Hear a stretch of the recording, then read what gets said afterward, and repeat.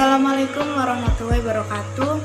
Halo semua, perkenalkan nama saya Rohmatun Hazila Nafika dengan NIM 20420100014 Program Studi Teknologi Industri Pertanian. Di sini saya akan menjelaskan materi tentang rubber and polymer terkait penugasan akhir mata kuliah pengantar bahan agroindustri. Di sini saya akan menjelaskan materi terkait rubber and polymer. Kemudian bahasan yang akan kami bahas pada materi rubber and polymer ini yaitu yang pertama mengenai definisi, yang kedua klasifikasi bahan berbasis, yang ketiga metode berdasarkan klasifikasi, yang keempat sumber dan bahan-bahan, dan yang kelima penanganan untuk bahan-bahan pra dan pasca panen. Kemudian yang pertama yaitu membahas tentang polimer. Polimer merupakan molekul besar, makromolekul yang terbentuk dari susunan unit ulang kimia yang terikat melalui ikatan terpal. Selain itu, polimer juga berasal dari bahasa Yunani, yaitu yang pertama polis yang artinya banyak, dan kedua meros yang artinya bagian. Kemudian yang kedua yaitu membahas tentang polimerisasi. Polimerisasi merupakan suatu jenis reaksi kimia di mana monomer yang bereaksi untuk membentuk rantai yang besar.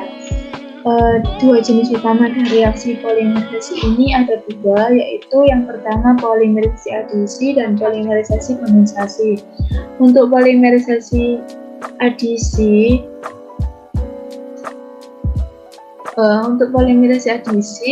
yaitu polimerisasi yang disertai dengan rumusan ikatan lengkap yang diikuti oleh adisi monomer.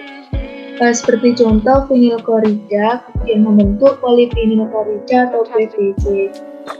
Selain itu, polimerisasi adisi juga melalui 3 tahapan mekanisme reaksi. Yang pertama yaitu inisiasi, propagasi, dan terminasi. Untuk inisiasi yaitu tahapan pembentukan radikal bebas, kemudian propagasi yaitu tahapan perpanjangan monomer, dan terminasi yaitu tahapan pemotongan atau penyetopan reaksi. Untuk polimerisasi kondensasi merupakan polimerisasi yang disertai dengan pembentukan molekul kecil, seperti contoh alkohol yang ditambahkan dengan asam dapat membentuk ester dan air. Kemudian klasifikasi bahan berbasis berdasarkan sumbernya dapat dibagi menjadi 4, yaitu polimer alami, polimer semi sintetik, polimer sintetis, dan polimer elastomer.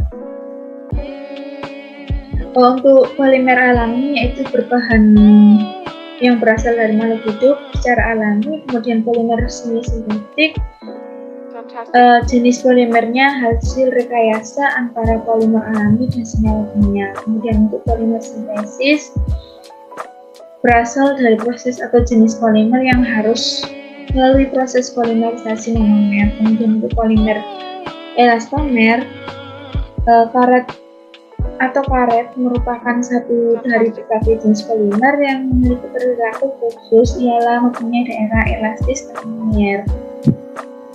Kemudian berdasarkan struktur dapat dibagi menjadi 3 kelompok, yaitu yang pertama polimer linier, polimer bercabang, dan polimer cross-linking. Untuk polimer linier yaitu polimer yang terbentuk atas unit berulang. Kemudian untuk polimer bercabang yaitu polimer yang disusun karena adanya unit berulang. Kemudian polimer cross-linking atau perikatan silang yaitu polimer yang tersusun atas beberapa rantai polimer pada rantai utamanya bergandengan satu dengan yang lainnya. Kemudian berdasarkan gaya intermolekulnya dapat dibagi menjadi 4, yaitu elastomer yang mengacu pada materi yang tersusun atas molekul yang berukuran panjang atau polimer.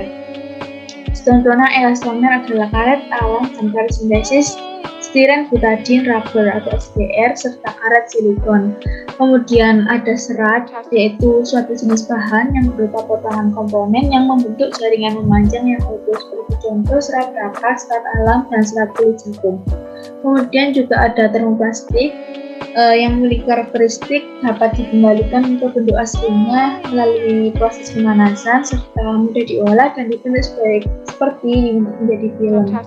Kemudian yang terakhir ada termoset yang memiliki karakteristik keras, durable, dan mempertahankan bentuknya, tidak dapat berubah atau diubah kembali ke dalam bentuk aslinya.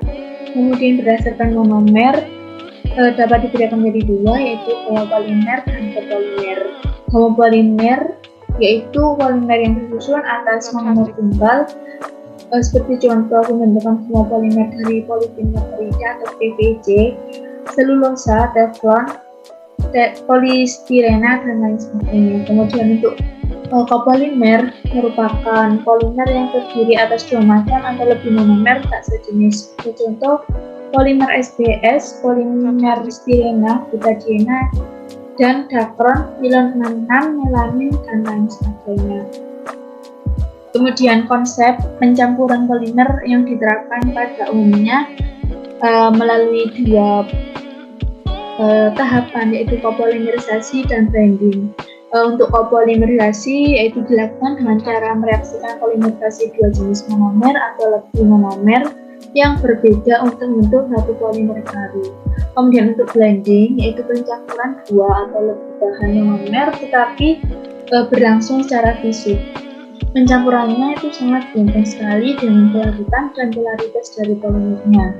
Juga diperlukan compatibilizer untuk membuat karakteristik blending yang sangat bagus. Kemudian untuk polimer alami yaitu bersumber dari tanaman yang memiliki selulosa, seperti pada pati atau minum yang memiliki monomer glukosa. Polimerisasi kondensasi seperti contoh biji-bijian, akar, dan umbi-umbian. Kemudian ada selulosa, monomernya glukosa, polimerisasinya kondensasi, dan seperti contoh sayur, kayu, dan napas. Dan yang terakhir ada karet alam, monomernya isoprena, polimerisasinya adhesi, seperti contoh kita pada pengetahuan. Kemudian untuk polimer sintesis yaitu banyak digunakan dalam kehidupan sehari-hari. Seperti yang biasanya kita gunakan yaitu pada botol minum, map, kantong plastik, kertas, dan kain. Kemudian juga ada contohnya yaitu polietilena yang memiliki monomer etena yang produk bahannya berupa bonus plastik. Kemudian ada polipropilena, monomernya propilena. Kemudian ada produk turunannya botol plastik serta tali plastik. Kemudian PVC atau polivinilchlorida, monomernya vinylchlorida. Kemudian produk turunannya yaitu berupa pipa paralon. Sumber dan bahan yang pertama yaitu ada dari tanaman dan juga ada dari hewan.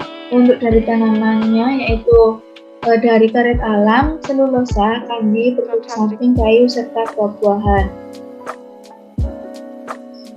Untuk kanji yaitu seperti pada ketela yang menghasilkan serat tapiokas, kemudian dinamakan zat aditif, lalu dapat menghasilkan gula. Kemudian tapioka dimodifikasi sehingga menjadi suatu produk. Kemudian ada jagung yang melalui proses yang akan menghasilkan minyak goreng serta poliol. Kemudian pada poliol juga menghasilkan polimer yang berupa polyester dan poliuretan. Kemudian juga ada biji asam yang melakukan beberapa proses yaitu ada polisakarida dan pengental atau pendukung tekstil. Kemudian dari hewan juga ada pada domba, ulat, dan sumber laut. Dari produk laut yaitu seperti pada kulit udang dan kulit kepiting yang nantinya produk akhirnya dapat menghasilkan suatu membran benang serta obat-obatan. Untuk sumber hewan seperti contoh pada domba domba dapat menghasilkan bulu sehingga bulu tersebut dapat menghasilkan serat. Kemudian ada ulat sutra yang dapat menghasilkan kokon dapat menghasilkan serat serta benang. Kemudian benang dapat diolah menjadi suatu produk yaitu kain sutra. Kemudian sifat-sifat polimer.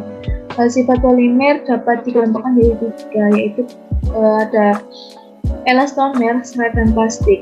Kemudian dari tiga kelompok tersebut dapat digolongkan berdasarkan sifat kimia, yaitu semakin meningkatnya kekuatan daya akan menyebabkan pula peningkatan kuartaik. Kemudian juga ada sifat fisik, yang faktor yang mempengaruhinya yaitu yang pertama panjang rata-rata rantai polimer, kayak antar molekul, pertegangan cross-linking atau garis melengkung, dan sifat kristalinitas rantai polimer. Kemudian juga ada sifat mekanik, juga ada strength yang Untuk strength-nya juga ada tensile strength, compressive strength, flexural strength, impact strength. Kemudian juga ada elongation, modulus, dan tonus. Kemudian yang terakhir ada sifat thermal yang memiliki sifat koefisiennya pengoyannya thermal, kemudian panas jenis, koefisiennya hantaran thermal, serta titik tahan panas. Kemudian faktor yang mempengaruhi sifat polimer yaitu dapat mempengaruhi panjang rantai atau jumlah monomer, susunan rantai satu terhadap lainnya yang bersifat teratur, kemudian tingkat percabangan pada rantai seperti contoh yaitu LDPE yaitu lebih fleksibel dan HDPE itu lebih kaku. Kemudian faktor yang mempengaruhi sifat polimer juga ada gugus fungsi pada monomer, ikatan silang antar rantai polimer yaitu untuk termoplastik tidak memiliki cross linking sehingga pada molekul ini dapat lemah akan juga menimbulkan keras. Kemudian juga penambahan zat aditif untuk memperbaiki dan memperoleh sifat yang diinginkan seperti pada zat plastik yang digunakan untuk melunakkan polimer. Kemudian faktor pertimbangan aplikasi polimer pada alat industri dan kemasan sangat berpaku pada kekuatan, titik leleh, kelenturan, kemampuan tersebut, serta kekentalan. Adapun karakteristik bahan polimer dari termoplastik yaitu ada polyethylene yang memiliki sifat ketahanan panas kisaran suhu 80-120 derajat Celcius, kemudian mampu diolah dengan tekanan yang baik serta biasanya digunakan sebagai alat komunikasi, alat dapur, selator, kopi listrik. Kemudian juga ada polypropylen yang memiliki sifat ketahanan panas kisaran suhu 100-120 derajat Celcius, isolasi listriknya baik serta tahan terhadap bahan kimia yang biasa digunakan sebagai alat rumah sakit, komponen mesin cuci serta pemulus tekstil. Kemudian juga ada polyphenylchloride yang memiliki sifat keras dan terhadap bahan kimia serta kuat yang biasa digunakan sebagai jas hujan, isolator kabalistik serta uji lantai. Kemudian dari termoset yaitu ada resin fenol yang memiliki sifat mudah dibentuk, relatif tahan tanpa keasaman, serta biasa digunakan sebagai komponen bidang kelistrikan juga bidang komunikasi. Selain itu juga ada resin melamine yang memiliki sifat isolasi yang baik, kemudian juga tahan pada air yang mendidih, yang biasa digunakan sebagai alat-alat makan serta komponen listrik. Selain termoset juga ada elastomer yang termasuk ada karet alam atau polysopren yang memiliki sifat warna coklat dan tembus cahaya, kemudian isolasi listriknya baik serta biasa digunakan sebagai bola golf, eponet, dan alat sepatu.